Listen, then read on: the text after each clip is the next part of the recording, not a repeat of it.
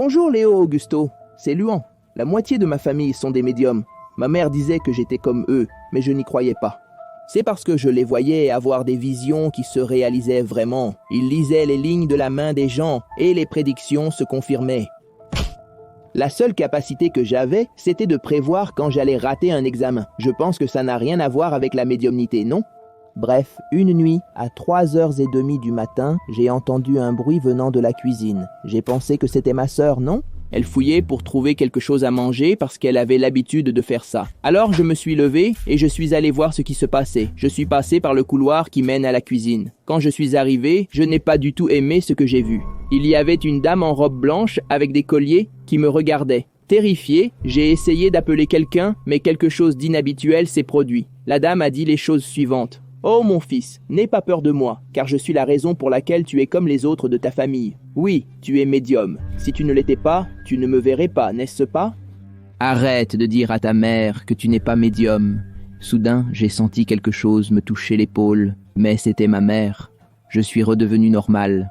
En me tournant vers la chaise où la dame était assise, il n'y avait plus personne.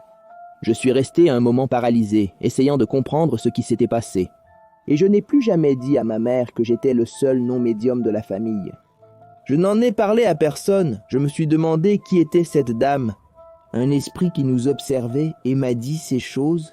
« Salut Mano, c'est une forte accolade. Léo Auguste, merci. »« Salut Léo Auguste, ici c'est Dakesson qui parle. » J'ai 13 ans et je veux raconter une histoire qui m'a terrifié. Il y a un an, mon cousin et moi, on adorait passer la journée à jouer à la PlayStation 2. On passait des heures et des heures à jouer. Alors un jour, à l'école, il m'a montré un jeu et m'a suggéré « Mec, viens, on joue à ce jeu-là, c'est un style zombie, tuer des zombies, tu vois ?» Ce truc est vraiment bien. C'est Resident Evil 4, n'est-ce pas, ce jeu d'horreur qui a effrayé Pedrinho? Oui, c'est ça, mais tu sais comment est Pedrinho, non? Il est super peureux, comme un petit bébé. Oh, alors ça va. Malgré mon accord, j'avais un doute. Après les cours, on est allé chez moi jouer. Mon cousin, qui connaissait déjà le jeu, m'a montré comment jouer en premier. Quand ce fut mon tour, il était déjà tard et il devait rentrer chez lui, tu vois. Mais comme il était sympa, il m'a laissé le jeu. Alors j'ai passé la nuit à jouer, puisque c'était le week-end, jusqu'à ce que je mette le jeu en pause et que j'aille boire de l'eau. Quand je suis revenu, j'ai continué, mais je sentais une ambiance un peu étrange là-bas. L'atmosphère était lourde dans la pièce, mais je n'y ai pas trop prêté attention. Lors du chargement du jeu, quelque chose a tiré sur le câble de la manette. J'ai regardé sous le lit et il n'y avait rien. D'ailleurs, ma famille n'a ni chat ni chien. Il était impossible qu'une telle créature ait tiré le fil. J'ai immédiatement couru me cacher dans la chambre de ma mère. Depuis, je ne joue plus jamais à ces jeux d'horreur. Salut Léo, ça va? Je suis Sarah, j'ai 12 ans et je vais vous raconter mon histoire bizarre qui m'est arrivée quand j'avais 10 ans. J'étais dans le salon en train de regarder un film d'horreur et il y a eu une scène où l'image du diable est apparue. Mais je n'y ai pas vraiment prêté attention. Quand le film s'est terminé, je suis allé dans ma chambre car il était déjà tard et j'étais très fatigué. À côté du salon, il y a la cuisine et quand je suis passé pour aller dans ma chambre, qui est juste à côté, j'ai regardé par la fenêtre et je suis resté paralysé. Dehors, j'ai vu une fille blanche, couverte de coupures sur tout le corps et toutes étaient recousues, même des parties de la bouche. Elle tenait une fausse à la main, ses yeux étaient immenses et noirs. « Je suis venue te chercher, Sarah. Viens avec moi. Sans résistance. Sinon, ta famille en subira les conséquences. » Quand j'ai vu ça, je me suis enfui directement dans ma chambre et j'ai raconté à ma grand-mère ce que j'avais vu, mais elle a simplement dit « Ma petite fille, tu regardes constamment ces choses à la télévision, résultat, une fille peureuse. » Mamie, ce n'est pas mon imagination. Et je n'invente pas. J'ai vraiment vu une fille bizarre à la fenêtre, dehors. Après ça, je suis allé dormir, mais j'avais très peur que cette fille réapparaisse. Le lendemain, quand je suis rentré de l'école, ma mère m'a dit que mon père avait eu un accident. Quand mon père est rentré à la maison, il a dit qu'il conduisait. La rue était vide, mais soudain, une fille étrange est apparue devant la voiture. Et il ne se souvient plus de rien après ça. J'ai paniqué et j'ai commencé à penser à cette fille bizarre. Quand la nuit est tombée, je l'ai vue de nouveau, mais cette fois, elle avait une apparence encore plus macabre. Du sang coulait de ses yeux et de sa bouche aussi. Elle avait écrit sur la fenêtre. « Fais attention, car chaque nuit je t'observe, et ton cercueil est déjà prêt. »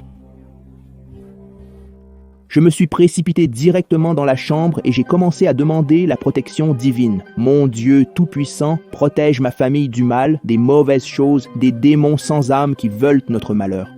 Amen. Depuis, je n'ai plus jamais regardé de film d'horreur de peur qu'il m'arrive encore du mal. Dieu merci, je ne l'ai plus jamais revu. Merci Léo Auguste d'avoir lu mon histoire. Bonjour Léo Auguste, je suis Joseph Clayson. Aujourd'hui, je vais vous raconter une histoire dont j'ai été témoin. J'étais allé étudier dans une école plus proche de chez moi, car l'ancienne était très loin et je passais beaucoup de temps dans le bus. Ma mère m'a donc inscrit dans celle-ci pour me faciliter la vie. Le premier jour de classe, j'ai rencontré des personnes très sympas, Joan et Severino. Ils m'ont emmené visiter tous les endroits de l'école. Elle semblait comme n'importe quelle autre, sauf une chose. La cour arrière, pour une raison quelconque, était isolée par une grille et plusieurs affiches étaient accrochées. Danger! Éloigne-toi, on m'a raconté une histoire très étrange qui impliquait cette cour. Il y a 10 ans, il s'est passé quelque chose de très étrange là-bas. À l'heure de la récréation, un élève de 6e jouait là-bas quand il a vu que le couvercle de la bouche d'égout était ouvert. Dès qu'il a vu ça, il a été pris de curiosité de voir ce qu'il y avait au bout de ce tunnel. Avec des camarades, ils sont allés jeter un coup d'œil.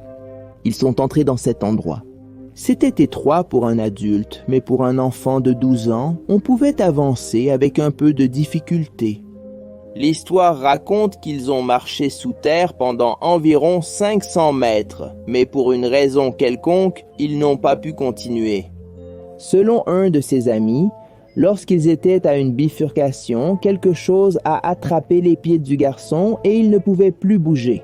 Comme il y avait de l'eau jusqu'aux chevilles, ils n'ont pas pu voir de quoi il s'agissait. C'est à ce moment-là que ses camarades ont pris peur et sont repartis en courant, le laissant derrière, coincé.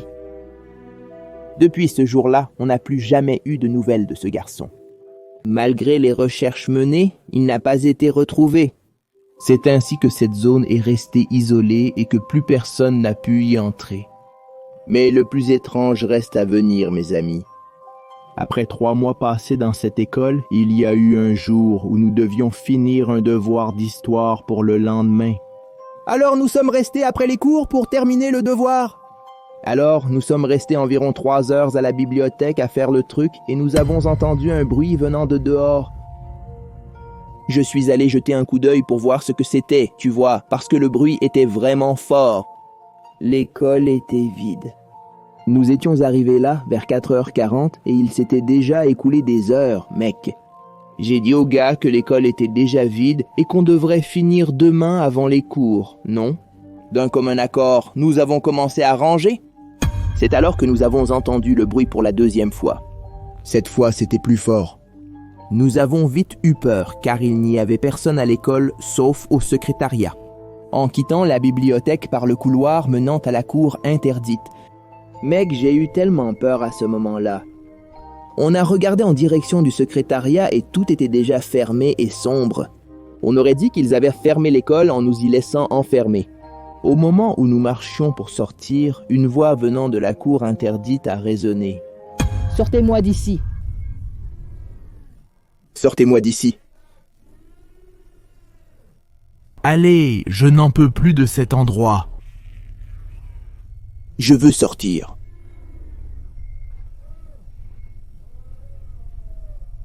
On a chié 3 kilos d'un coup. La voix venait de là, de cette bouche d'égout. On s'est mis à courir. Ils nous avaient vraiment oubliés à la bibliothèque. Le portail était verrouillé. On a escaladé le mur de 2 mètres de haut et après beaucoup d'efforts, on a réussi à s'enfuir. Le lendemain, j'ai retrouvé mes camarades devant l'école pour qu'on termine le devoir, tu sais, d'histoire. Nous sommes entrés avec la peur de ce qui s'était passé la veille. Nous avons traversé la cour interdite et tout était comme avant. De retour à la bibliothèque, j'ai remarqué que mon sac à dos était mal fermé en l'ouvrant. Dans la panique, je n'ai pas bien fermé mon sac à dos et j'ai perdu mon devoir. Ça a dû tomber quand on a sauté le mur de l'école. Ce jour-là, on s'est fait avoir car on a été les seuls à pas rendre le devoir. On a tout raconté au professeur, l'ombre étrange dans la cour et notre fuite, mais il n'a pas cru un mot de ce qu'on disait. Il a pensé qu'on inventait des excuses pour ne pas faire le devoir. Mais je devais prouver que ce n'était pas une illusion de nos esprits. On a vraiment entendu cette manifestation surnaturelle venant de cet endroit mystérieux. C'est alors que j'ai convaincu mes collègues d'entrer dans la cour maudite et d'enquêter sur ce qui se passait à cet endroit.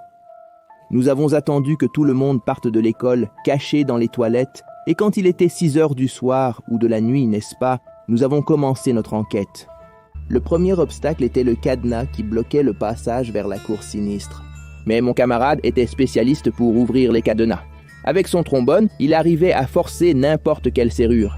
Serrure ouverte avec succès. Nous nous sommes approchés de l'ouverture qui donnait accès au conduit d'égout, l'endroit supposé où les garçons étaient entrés il y a 10 ans. Nous avons retiré la planche en bois qui bloquait le passage et nous sommes entrés. L'endroit était très sombre, on ne voyait rien. J'ai allumé la lampe torche du téléphone pour voir le chemin. Purée, c'était vraiment difficile de se déplacer dans ce tunnel. Après 5 minutes de marche, on regrettait déjà d'être venus jusque-là. Mais nous ne sommes pas revenus en arrière. Nous avons continué à marcher jusqu'à ce que nous trouvions un rat mort. Ce qui était curieux, c'est que la bête n'avait plus de tête. Un peu plus loin, nous sommes arrivés à une bifurcation.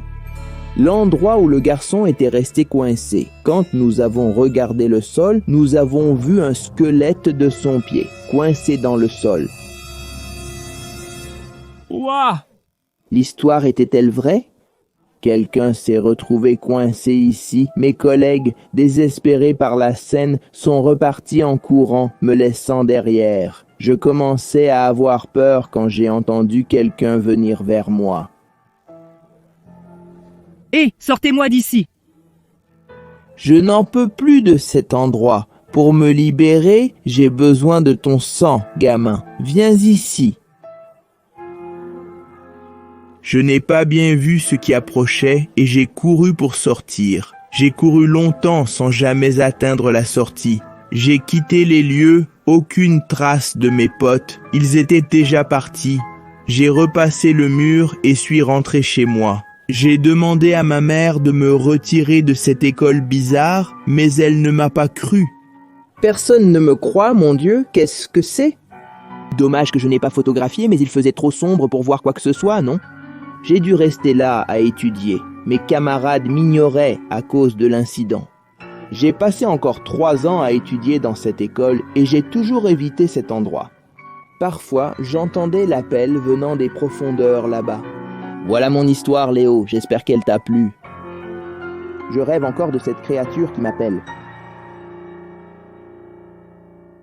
Bonjour Léo, je m'appelle Paolo Vito. J'habite dans une petite ville de l'intérieur du Ceará. Un jour, je jouais avec mes amis dans la rue. Josefino avait reçu un appareil photo de son père et il prenait plein de photos du groupe. Un autre ami, Retardadson, a proposé une idée très étrange. Prendre un appareil photo et aller prendre des photos dans le cimetière de la ville.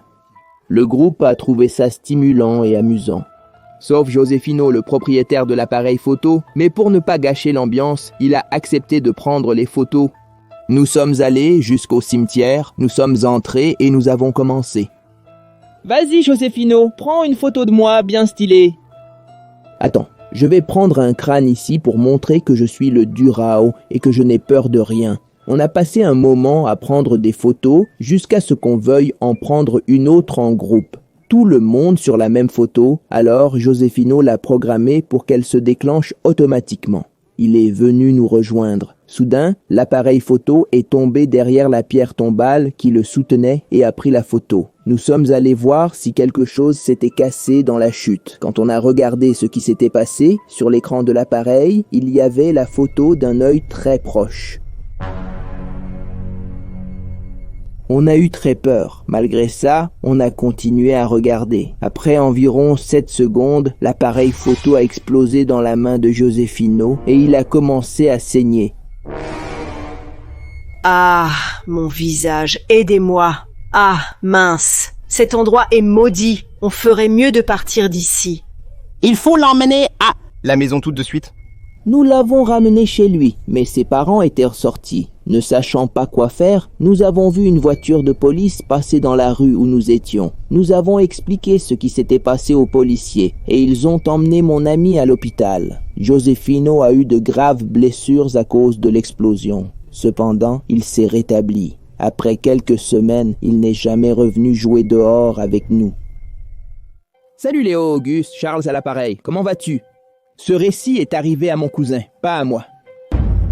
Nous sommes allés jouer au foot sur le terrain du quartier. En chemin, il a regardé par terre et a vu une pièce de 5 centimes. Quand on voit de l'argent par terre, on le ramasse tout de suite et on le met dans sa poche, non? Quelques minutes après notre arrivée sur le terrain, il a commencé à avoir très mal au ventre, mec. Il n'arrivait même pas à jouer correctement au foot, tellement il avait mal. On voyait sur son visage qu'il souffrait vraiment. On a dû rentrer chez nous, c'était un sacré événement. Il est allé voir ce que c'était. En chemin, il a réalisé que son ventre avait commencé à lui faire mal quand il avait pris cette pièce. Rapidement, j'ai pris la pièce de sa main et je l'ai jetée très loin au moment où j'ai jeté la pièce. Son ventre a tout simplement arrêté de lui faire mal. Quand nous sommes arrivés à la maison, mon cousin a tout raconté à ma grand-mère. Et elle nous a dit de ne jamais ramasser quoi que ce soit qu'on trouve dans la rue. Quelques minutes plus tard, il est allé aux toilettes prendre une douche. Et quand il est arrivé là-bas, il y avait une pièce de 5 centimes identique à celle que j'avais jetée. Trouver des pièces de 5 centimes est devenu une routine pour moi. Éparpillé dans la maison, je ne sais pas ce que c'est. Je sais juste que j'ai très peur. J'avais 9 ans, il y avait moi, mon cousin et une chambre. On jouait à la PlayStation 2, puis ma cousine, qui avait environ 5 ans, est entrée dans la chambre et a dit que la maison où nous étions était hantée et qu'elle voyait des ombres et des choses terrifiantes dans la maison. Mon Dieu, quelle folie, hein? Sors de là, mec. Mets du sel pour exorciser cet endroit. J'ai dit, ah, arrête de mentir, fille. Ce n'est pas du tout un mensonge. J'ai vu le diable là-bas tout à l'heure et il a demandé après vous. Crois, bon sang, fille. La nuit dernière, j'avais regardé les légendes urbaines de Gugu et il y avait la poupée tueuse. Puis, après un moment, j'ai commencé à entendre des craquements dans le meuble et des pas lourds sur le sol. Puis tout s'est arrêté d'un coup. Il s'est installé un silence complet. Même une partie du jeu était silencieuse, on aurait dit que quelqu'un avait mis tout autour de moi en mode muet. Soudain, je sens quelque chose bouger dans ma chemise. J'ai eu super peur, mais pour ne pas regarder derrière moi, j'ai passé la main dans mon dos et après 2 minutes, je ressens encore cette chose. Quand je regarde doucement, je vois le visage d'une poupée apparaître devant moi. Mon cousin et moi avons crié, on a couru à la cuisine, morts de peur. Ah! Mon cousin pleurait de peur et moi je tremblais, je transpirais à froid, c'était fou. Puis ma cousine est arrivée en riant et a tout raconté sur ce qu'elle avait fait. Remarque, la poupée était une de celles de Xuxa, vraiment grande. La poupée était toute maquillée, ça faisait même peur de la regarder, mec. Bref, c'était un piège de ma cousine. Ouf. Eh ben mon pote, heureusement que c'était une blague de ta cousine. Parce que si c'était vrai, mon frère... Oh là là, je sais même pas ce que j'aurais fait. Je crois que j'aurais d'abord sali tout mon slip et ensuite je me serais barré de là. C'est toujours bien d'avoir une arme contre les fantômes ou les poupées tueuses, pas vrai les gars? Tu peux toujours avoir un peu de sel sur toi, je sais pas, de l'eau bénite, ou peut-être un crucifix pour chasser le mal, je sais pas, hein? Ça dépend de chacun. Merci pour l'histoire, les gars. J'ai oublié qui me l'a partagé. Je ne l'ai pas noté. Mince, le nom de la personne. Mais un grand merci pour le partage de cette histoire. À la prochaine! Salut!